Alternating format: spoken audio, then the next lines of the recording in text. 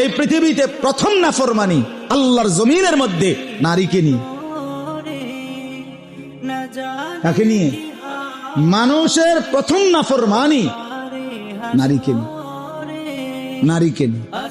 এজন্য নারীর ফান্দে যে পড়ছে, নারীর আসক্তিতে যে পড়ে গেছে, নারীর মধ্যে যার নেশা ঢুকছে, নারীকে নিয়ে যে ব্যস্ত হইছে, এই যুবকের দুনিয়াও শেষ, আখেরাতও শেষ।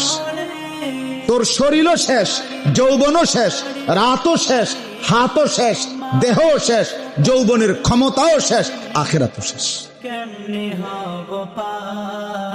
আখেরাতও শেষ, কোনো সন্দেহ নেই।